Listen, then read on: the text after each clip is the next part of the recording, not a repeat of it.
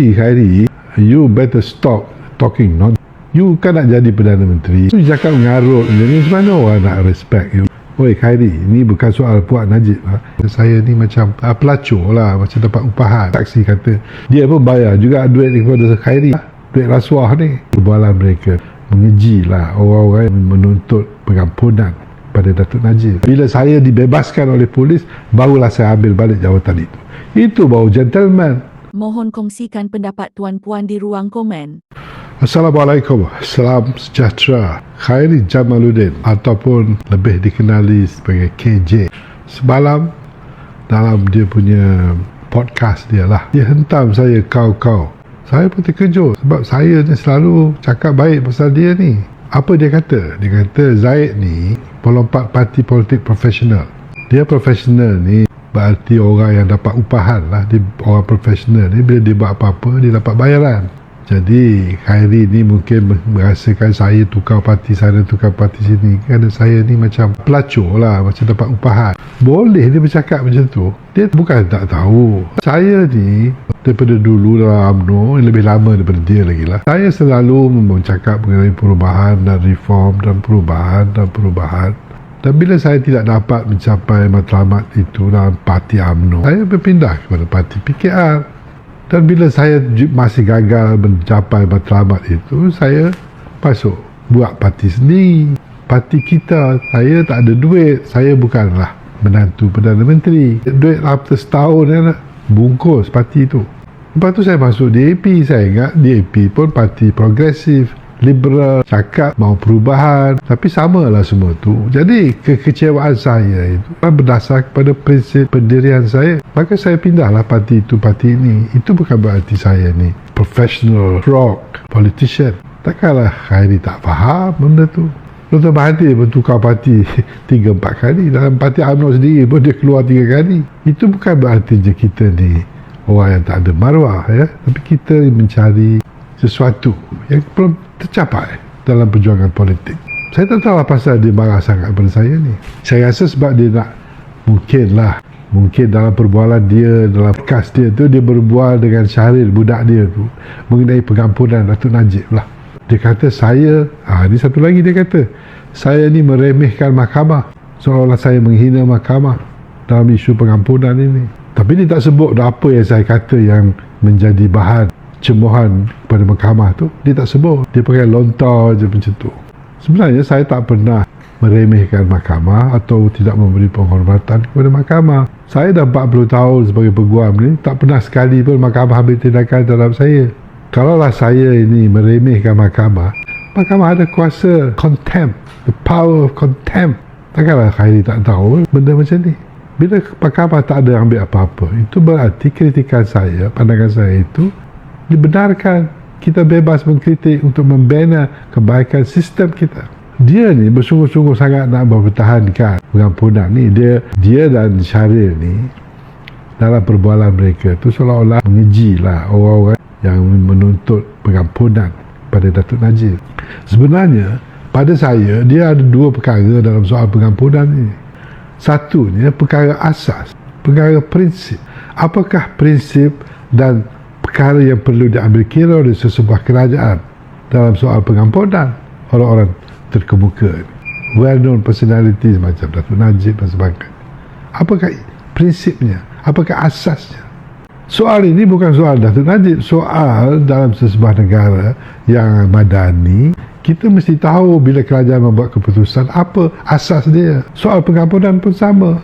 Misalnya suatu masa dulu Mokhtar Hashim didapati bersalah hukum bunuh, tetapi dia mendapat pengampunan. Tetapi sampai hari ini kita tidak diberitahu oleh kerajaan apa pasal dia diampun. Mungkinlah, mungkin sebab dia menteri lama dan sebagainya. Itu sebagai satu penghormatan kepada dia. Tapi saya agak-agak je lah sebab kerajaan kita tak pernah beritahu. Perdana Menteri kita sendiri, Datuk Seri Anwar Ibrahim, juga mendapat pengampunan. Ada kita diberitahu oleh kerajaan tahun 2018. Apakah asas pengampunan itu? Kita tidak diberitahu. Malah ada hamba Allah yang pergi mahkamah pun yang mempersoalkan sama ada pengampunan itu wajar ataupun sah. Tapi saya tidak mahu timbulkan soal itu kerana mahkamah kata kita tidak boleh tanya. Tetapi balik kepada soalan Mengapa kerajaan memaafkan atau mengampun seseorang itu? Ini tidak terjawab dalam kes Perdana Menteri kita sendiri. Kita hanya diberitahu Tuanku Yang Bertuan Agong memberi pengampunan. Sudah tentulah kalau kita tanya penyokong-penyokong Perdana Menteri, dia kata mungkin pengampunan itu sebab kes dia ni kes salah salah kuasa, salah konspirasi politik, penyalahgunaan kuasa dan sebagainya. Itu mungkin sebabnya lah dia diampun. Tapi dari segi kerajaan tak ada pun buat kenyataan seperti itu. Inilah prinsip yang kita nak tentukan dalam soal Najib. Kita nak ampun dia, tak nak ampun dia, itu soal lain. Itu soal kedua. Kita mesti bicarakan dulu apakah asas, landasan, prinsip yang perlu digunakan pakai. Itu yang mustahak dulu. Selepas kita tahu landasan itu, prinsip, barulah kita tengok dalam kes dia ni apakah boleh kita gunakan ataupun tidak boleh. Yang kita nak tahu ialah sebab kerajaan membuat sesuatu keputusan mengenai pengampunan. Itu saja yang saya cakap ni bagi pihak saya lah. Orang lain saya tak tahu. Saya nak tahu apakah asas bila kita membuat sesuatu keputusan, nak ampun ke, tak nak ampun ke, mesti ada asas. Misalnya seperti saya dah terangkan hari itu, ya? Bila Presiden Obama ampunkan Chelsea Manning yang dipenjara 35 tahun kerana membocorkan rahsia militeri Amerika, Presiden Obama kata dia ampun sebab dia rasa hukuman itu terlalu berat. Itu alasannya. Bila Presiden Ford mengampun Presiden Nixon, dia kata demi harmoni dalam negara Amerika kita perlu memberi pengampunan. National interest katanya. Ada sebab. Bila Queen Elizabeth memberi pengampunan kepada Oscar Wilde, sama lah kerana sumbangannya kepada teater, kepada arts, kebudayaan dan sebagainya, film making. Bila Mandela memberi pengampunan kepada rakyat Afrika yang melakukan jenayah semasa apartheid, alasannya begitu demi penyatuan semula Afrika Selatan, national reconciliation. Jadi semua negara-negara lain ada beri sebab mengapa dia buat pengampunan ataupun tidak beri pengampunan. Kita diberitahu oleh Timbalan Perdana Menteri. Perdana Menteri telah menjelaskan kepada pengikut-pengikut Najib sebab pengampunan tidak dapat dilakukan. Ya, apa pasal beri pada maklumat itu kepada pengikut-pengikut penyokong Najib? Dia kena beri kepada seluruh rakyat Malaysia lah. Saya bukan penyokong Najib. Saya penyokong ketelusan. Saya penyokong kebenaran. Saya pun kena tahulah pasal kerajaan tak boleh ampun Najib. Apa susah sangat? Cakap je lah. Pertama, kesalahannya itu berat. Kedua, dia baru masuk jail. Ketiga, bolehlah beritahu bahawa dia ada banyak lagi kes dalam mahkamah. Kalau kita ampun yang ni, bagaimana dengan itu? 4, banyak sebab boleh beri. Mengapa tak boleh ampun? Apa yang nak sulit sangat ni? Jadi, Khairi dan kawan-kawan cubalah membela kerajaan ini. Dalam podcast tu, dia kata where is the closure? Di mana penutupnya? Bila nak habis tuntutan puak-puak Najib ni? Oi Khairi, ini bukan soal puak Najib. Ini soal ketelusan kerajaan. Bila buat sesuatu keputusan, kita kena ada asas. Jadi closure-nya, penutupnya ialah bila kita diberitahu, bila pengampunan diberi kepada seseorang itu, kita kena tahu sebabnya. Itu saja. Apa sahaja sulit ni benda macam ni? Kalau kita nak bagi tahu orang sebab dia tak boleh ampun pun kita sulit. Kita beri ampun pun kita tak tahu sebab apa. Apa benda berlaku ni? Ini bukan sebuah kerajaan yang telus. Jadi Khairi, you better stop talking nonsense. You kan nak jadi Perdana Menteri. Kalau you cakap mengarut menjadi macam mana orang nak respect you?